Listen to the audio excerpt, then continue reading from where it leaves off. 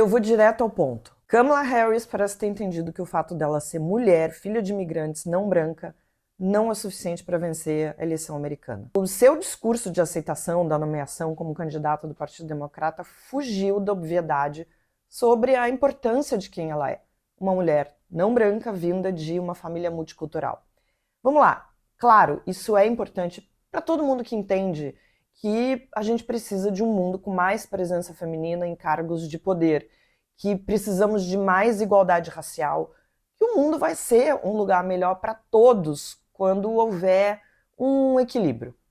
Agora, esse discurso pode agradar os ouvidos de uma parte da base do partido, dos eleitores já convertidos, mas não conquista votos entre os indecisos, exatamente aqueles que podem decidir a eleição. Em 2016, muita gente apostava que um dos trunfos da Hillary Clinton era o fato dela ser mulher. Foi um dos principais pilares da campanha contra o Trump. Agora, todo mundo se lembra o que aconteceu. Pula para 2024. Pelas declarações que vêm sendo dadas, pelos discursos que foram feitos durante os dias de convenção, gênero e etnia não terão destaque, pelo menos como estratégia, da campanha da Kamala.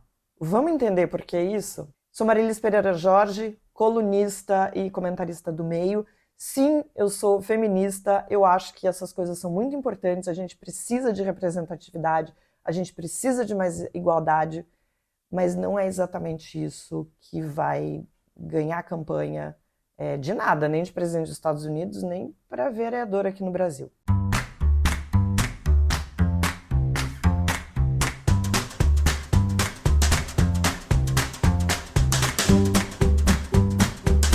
Eu não sei se vocês acompanharam esses dias de convenção americana.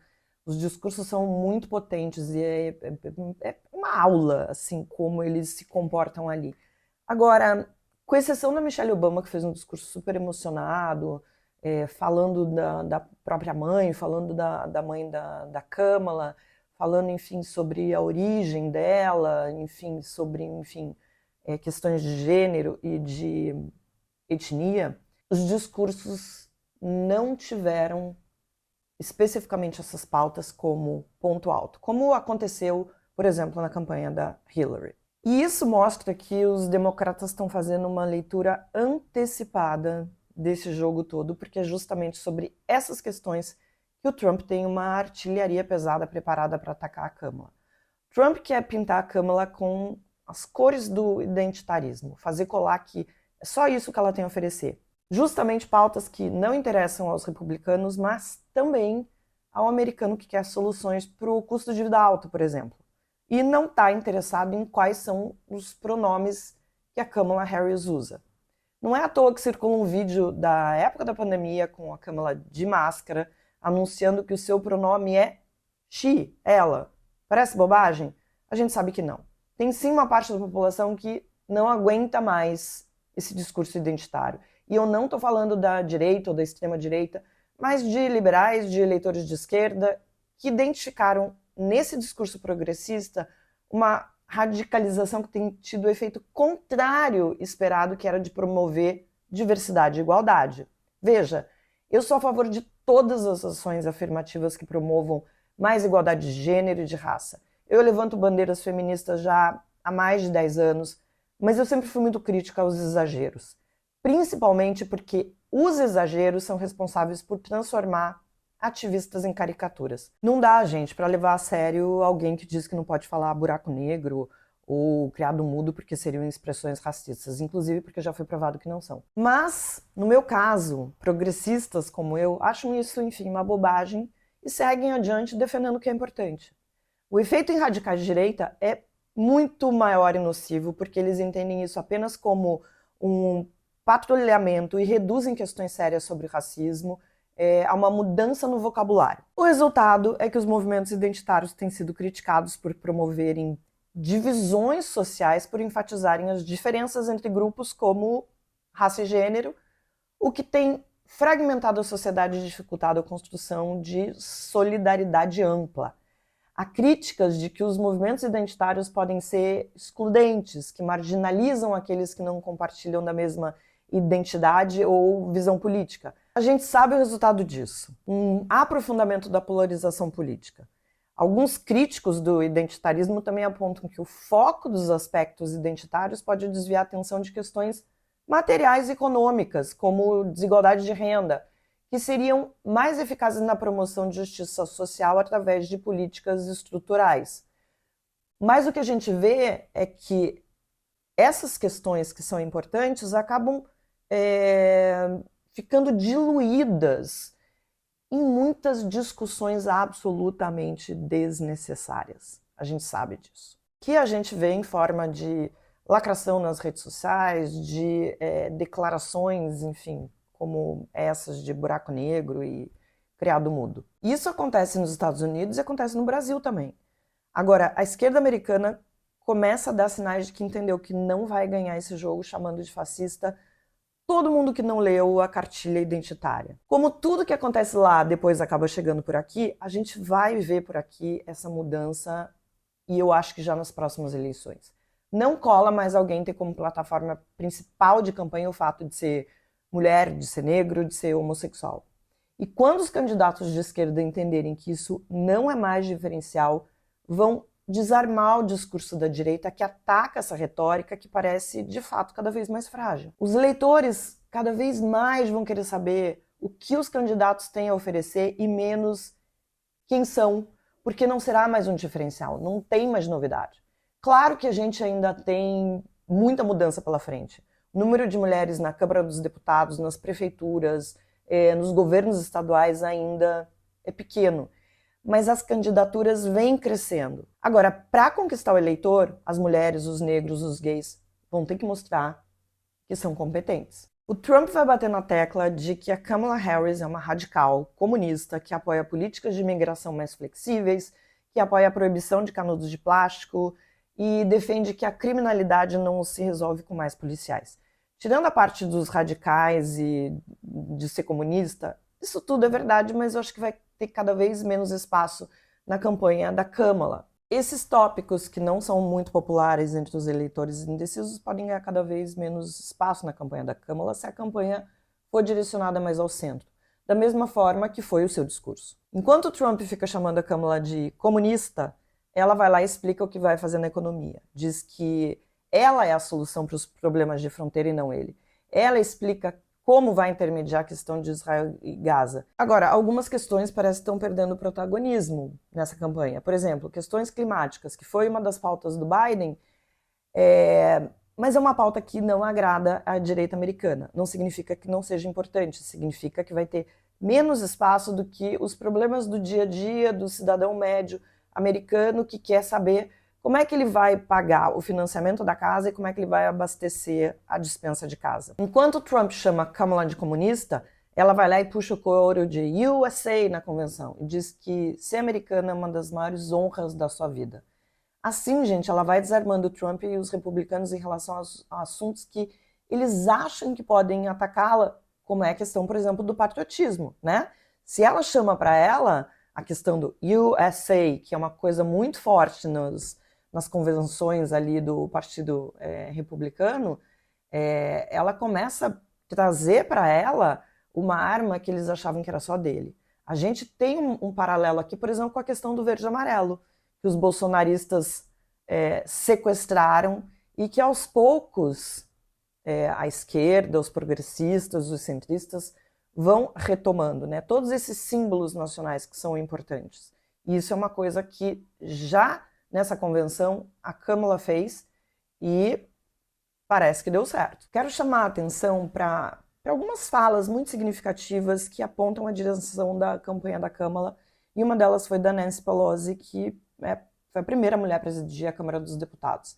E ela fala o seguinte: Kamala Harris é uma mulher não branca e estamos orgulhosos disso, mas estamos pedindo para que as pessoas votem nela porque ela é a melhor pessoa para o trabalho, não é a melhor mulher para o trabalho.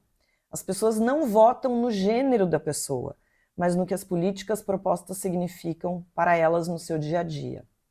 É maravilhoso que ela seja uma mulher não branca, mas para vencer a eleição precisamos falar sobre as questões que importam na vida das pessoas. Vocês entendem agora sobre o que eu estou falando?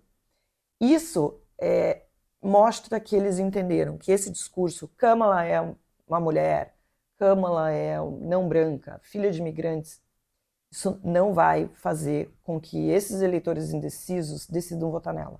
O que vai fazer eles votarem nela é exatamente quais são as propostas que ela tem, o que ela tem a oferecer, quais as soluções que ela tem para dar sobre, enfim, N problemas. E essa fala da Pelosi quebra as pernas dos republicanos que dizem que a esquerda só tem gênero e raça para oferecer e não soluções para os problemas do país. De todos os palestrantes das últimas 3 noites, eu já comentei com vocês, a Michelle Obama foi a que mais enfatizou o gênero e a raça da Kamala, temas que tiveram pouco espaço no geral. Eu li uma reportagem na Folha de São Paulo, a repórter entrevistou alguns delegados durante a Convenção Democrata, e as declarações vão nessa direção que eu estou falando para vocês. Olha essa daqui, por exemplo. Pan Fair, que tem 63 anos, delegada da Califórnia. Eu lembro como foi grande quando Barack Obama foi eleito, mas hoje, para os meus filhos de 30 e poucos anos, esse tipo de coisa já não é tão significativo. Então, é normal para eles ter uma presidente mulher. Christopher Schur, de 19 anos da Virgínia, disse que o mais importante é que Kamala é qualificada e apaixonada. Ele diz o seguinte: o fato de ser mulher é só a cereja do bolo, de um excelente grande bolo de muitas coisas. Os Estados Unidos não estão mais nos anos 1900. Às vezes estão, né? A gente vê, né, como é que é a cabecinha das pessoas, né? Não só os Estados Unidos, mas o Brasil também.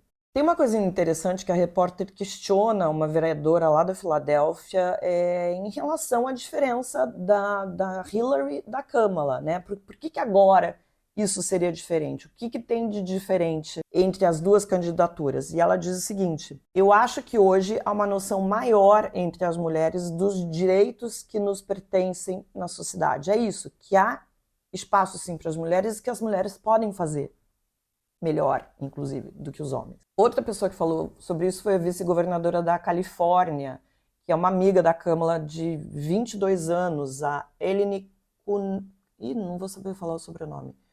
Kunalax.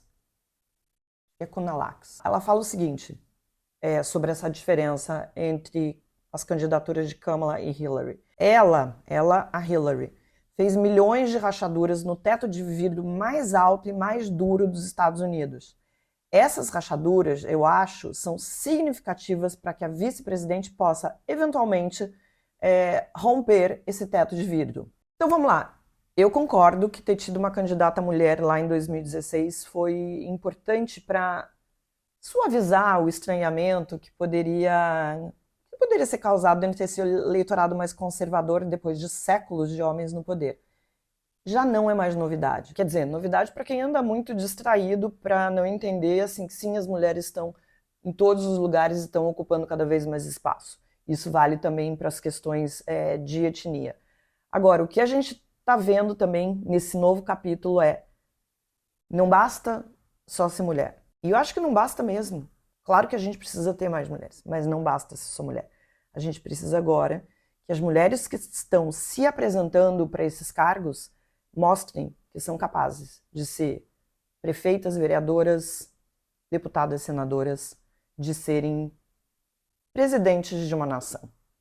E isso é uma das coisas que está em jogo nessa eleição agora. Veja, novidade nos Estados Unidos. No Brasil não é exatamente uma novidade. A gente já teve, enfim, ao longo das últimas décadas, mulheres candidatas a presidente. Tivemos uma mulher presidente. Agora, esse argumento de que é uma mulher que é candidata, que como se isso fosse um dos grandes méritos, isso foi usado lá atrás, também deu certo, é importante, mas não é o que vai fazer diferença nas próximas eleições. Podem escrever o que eu estou dizendo. Não é gênero, não é etnia. O que vai fazer diferença é como essas pessoas se posicionam, como elas se colocam, o que elas têm a oferecer para esse eleitor. Você conhece o Meio, mas você conhece o site do Meio? Então, devia conhecer. Criamos um site diferente de todos os sites de notícias com os quais você está acostumado. Uma timeline limpa, sem pop-ups, banners ou vídeos pulando na sua frente. Não precisa nem de login e senha para entrar, basta colocar e validar o seu e-mail. Todo o conteúdo da newsletter de hoje e algumas notas quentes que só sairão amanhã. O melhor lugar para encontrar nossos programas em vídeos e podcasts. Um site pensado para você poupar tempo e focar no que importa. Se informar melhor. Acesse o nosso site